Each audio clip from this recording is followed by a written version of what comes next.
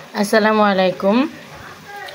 আমার রান্নাঘরে সবাইকে স্বাগতম। এই তো বিকালের রান্না, বিকালবেলা কি খাবো সেই নাস্তা রেডি করার জন্য চলে এসেছি। দেখতে পাচ্ছ, এই যে ছোলা করতেছি, রেডি করে নিতেছি। কারণ একটু বিকালবেলা আমার মেয়ে স্কুল থেকে আসলে একটু নাস্তা খেতে হয়। আমরা যেহেতু রাতে খাবারটা খাই না, এই জন্য কিন্তু বিকালের নাস্তাটা আমাদের করতে হয়।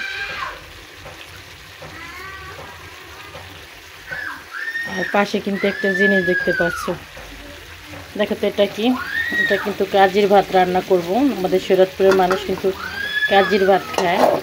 এটা কিন্তু সেটা পাত্তা রাখছি কাজি রান্না করার জন্য।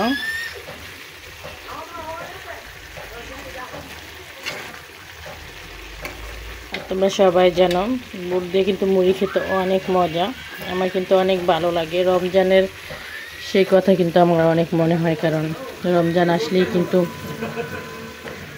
আমরা কিন্তু অনেক প্রকারের জিনিস খাই। সেই সাথে কিন্তু ছোলাটা থাকবেই, আমার মুড়ি ভর্তা লাগবেই। অল্প একটু হলেও আমি খাই, কারণ আমার অনেক ভালো লাগে।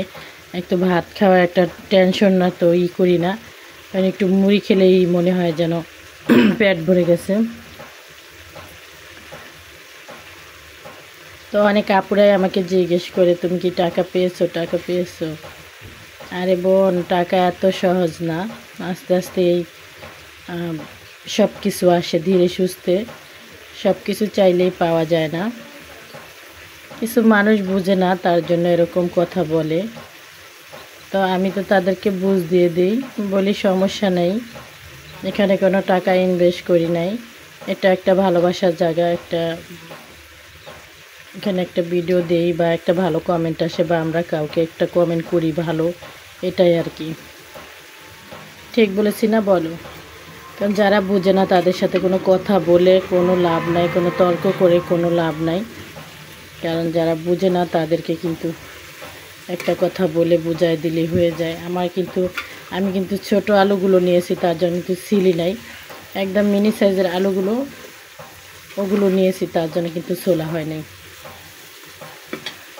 আমাদের সবার দাওয়াত, চলে আসবা। সবাই ভালো থাকবে। আল্লাহ হাফেজ।